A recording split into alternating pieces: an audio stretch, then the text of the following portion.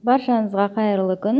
Бүгін сіздермен асханада дайындалатын пирожкидің рецебімен бөліспекшімін. Ол үшін шұңғыл ыдысымызға бөлме температурасында жылы суымызды, сүтімізді құйып алатын боламыз. Оның үстіне 1 шай қасық тұзымызды, қантымызды, аштығымызды салып, жақсылап араластырамыз.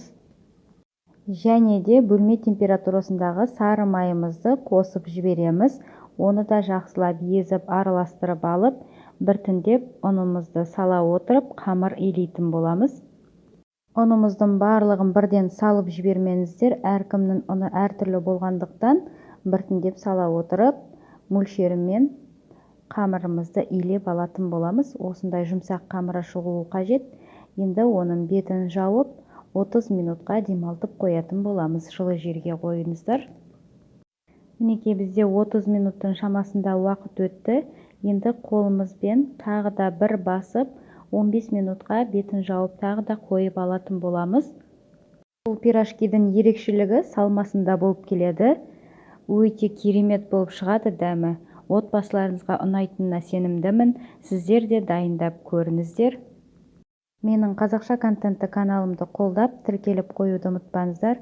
Әр елдің тағамдарының рецебімен сіздермен бөлісіп отыратын боламын. Ең алғаш болып көру үшін колокольчик белгісін басып қойыңыздар.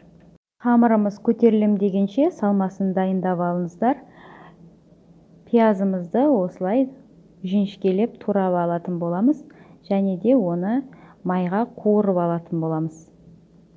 Осы пирожкидің ерекшелігі осы жуада болып келеді. Майға қуырылғаны жұмсақ болып шығады біздің салмамыз. Өкпе бауырымызды алдын ала суға пісіріп, ет тартқыштың көмегімен өткізіп алатын боламыз. Содан соң осылай жуамызды майымен бірге құйып, дайындап қоятын боламыз. Енді қамырмен жұмыс жасай бастайтын боламыз. Өте әдемі болып көтерілген біздің қамырымыз, видеода көріп тұрғандарыңыздай. Астына ұн себе отырып, 2 бөлікке бөліп алатын боламыз алдымен. Және де салмамызға жаңа тұз бен бұрышты түсірілмей қалған, дәміне қарай салуды ұмытып кетпеңіздер. Қамырымызды 2 бөлікке бөліп алдық, оны жұқалап жайып алатын боламыз оқтаудың көмегімен. Қамырымыздың жұқалығы дәл видеодағыдай болсын. Қатты жіңішке де жұқада болып кетпеуін қадағалаңыздар. Қалың болса, ортасы піспей қалуы мүмкін, жұқа болса, жарылып кетуі мүмкін.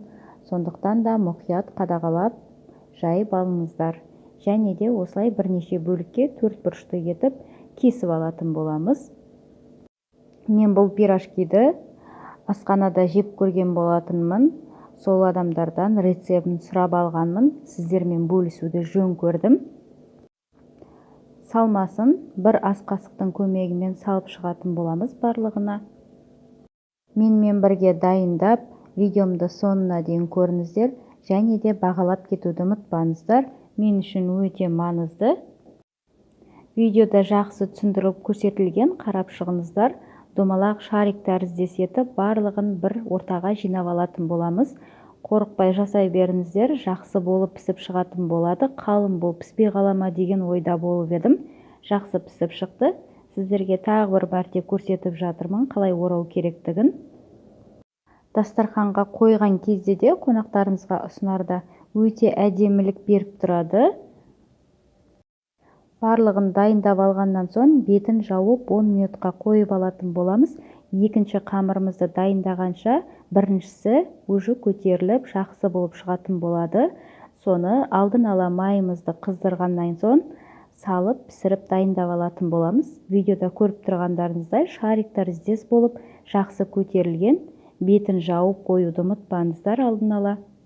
Мінекей бізде сап-сары болып, екі жағы да пісіп дайын болды. Қағаз түлгімізге шығарып алатын боламыз.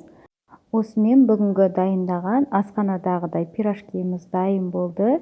Түсі де қанық болып, іші де жұмсақ болып, керемет болып шығады. Міне сіздерге ортасын ашып көрсетіп жатырмын. Ас болсын баршаңызға. Сіздермен болған Гүлбану. Келесі видеомда жолыққанша сау болыңыздар.